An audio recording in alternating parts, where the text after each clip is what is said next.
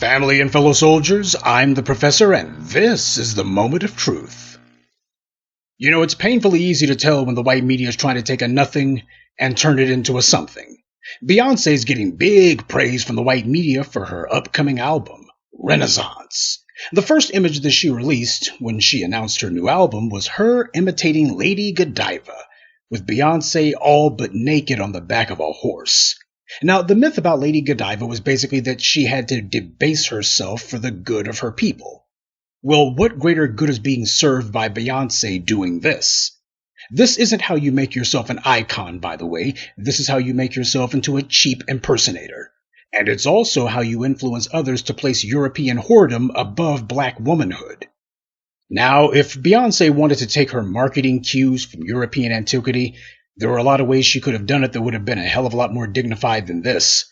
She, of course, chose this because, hey, sex sells, right? Because let's be honest, if there's one thing Beyoncé won't be known for, it's her awesome singing ability or her iconic songs. And now we have her doubling down on stupid by imitating another skank from the past, Madonna. Those of you who are Gen Xers and Millennials, you probably remember how Madonna was running around with a cone bra back in the 1980s. She's an attention whore par excellence, and Beyoncé is walking in Madonna's putrid footsteps. And the white media is praising her to the hilt and declaring her new album to be the second coming. Oh, what a brave trailblazer she is.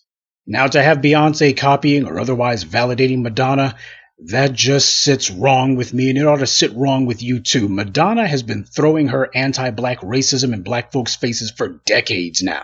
Not just how she ripped off black people for that screeching noise that she calls her music, but her worst displays of anti-black racism have been with the black children who she has in her vile clutches. She takes photos of these black children tending to her like they were her servants. And these days, she's pulling a Charlize Theron, and she's got at least one of those black boys that she's got in her hands, wearing dresses and saying it was all their idea. Madonna family values on display. This is who Beyoncé chooses to put on a pedestal, who she chooses to pay homage to, who she chooses to validate. As if there's something classic about Madonna's cone bra attention whoring stunt. You know, that cone bra gag fell flat in the 1980s, back when it was a new idea, though it quickly became boring, like Madonna's music. But this time, Beyoncé doesn't even have the advantage of a novelty for this fashion faux pas. It's just boring, not even provocative. Though the fact that she is copying Madonna, that does make it offensive, just not for reasons of fashion. And to think Beyoncé has the delusions of grandeur to call her new album Renaissance. You know, the word Renaissance means rebirth. But what exactly is being reborn here? Madonna's wrinkled racist behind was left in the dust by the masses. Nobody wants to see a rebirth of that. Does this feel like the birth of a glorious new chapter for Beyoncé's music career? Or more like she's desperately trying to find any way she can to keep her head above water in her waning days, by copying the playbook of other attention whores who came before her? Whatever this thing is, the one thing nobody will confuse it with is a new beginning. The 1980s called Beyoncé. It wants its marketing back, and its washed-up singers too. The real shame is Beyoncé doesn't even need to copy Madonna in any shape, form, or fashion. Love her or hate her, and I certainly don't fall in the love Beyoncé camp, Beyoncé made her name on her own. She doesn't need to swing on anyone else's coattails, especially not the single most overrated, least talented hack female vocalist of the last 50 years. This doesn't elevate Beyoncé, though it does elevate Madonna because this gives her legitimacy, it gives her relevance. God knows nothing she's done in the last 20 years has even been close to relevant. As if the most important female vocalist of the 21st century feels she has to imitate the most irrelevant one of the 20th. And why is Beyoncé running around copying white women? This is the predictable and inevitable end result of all of her girls run the world feminist rhetoric that she's been spouting. This is where it always ends, and it could not end any other way. I guess she didn't feel like there's any black women who are iconic enough for her to copy. Beyoncé's not imitating white women who had artistic talent, though, or who made a substantive contribution to the arts. She's imitating the white women who are known for running around in skimpy outfits or just naked altogether. Women who aren't famous for anything. Had Janet Jackson been the one running around in a cone bra back in the 1980s, Do you think the white media would have treated her as some sort of risque fashionista trailblazer? Do you think Beyoncé would be imitating her? Obviously, this is a visual message that Beyoncé's white media handlers, owners would be closer to what they are using her to send.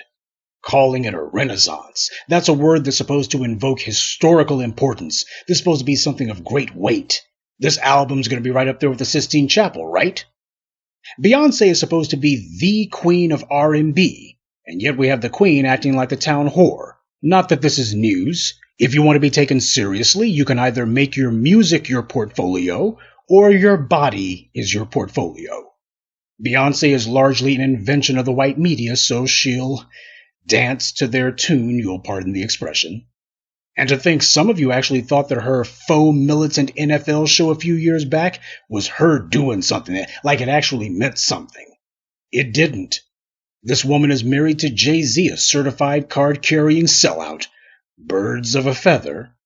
And it is not some victimless crime to make excuses for the frequent backstabbing and dirty behavior of these black celebrities who the white media tries to claim speak for you and me.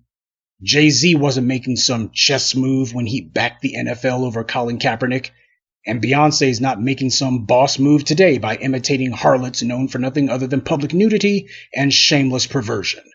For her to be imitating a washed-up nobody like Madonna is no different than saying she thinks Madonna is somehow someone that she ought to aspire to, or rather she thinks the young people who listen to her music should aspire to be like Madonna. Michelle Obama heaped praise on Beyoncé, big praise back when she was in the White House. That showed the mentality of Michelle Obama, not much better than the average hood rat. It certainly showed where the Obamas thought the mentality of black folks was at. Michelle Obama called Beyoncé everything from a great person to one of the greatest women of the 21st century. But worst of all, she called Beyoncé a role model for all of us. And by all of us, Michelle Obama meant all black people, but her praise was because Beyoncé had set aside some money for black female students. So this was Michelle Obama saying that Beyoncé is a role model for black people in general, but black girls in specific. Well, now we can see who Beyoncé's role model is. Good day, and be one. I'd like to take a moment to mention some of our contributors. Herman Breckenridge, Endoro Emblem, Rebellious Zoe, Chaz, and Tyquin Campbell. Salute to them and thank you to everyone for listening, liking, and sharing this message. Black empowerment only exists because of you.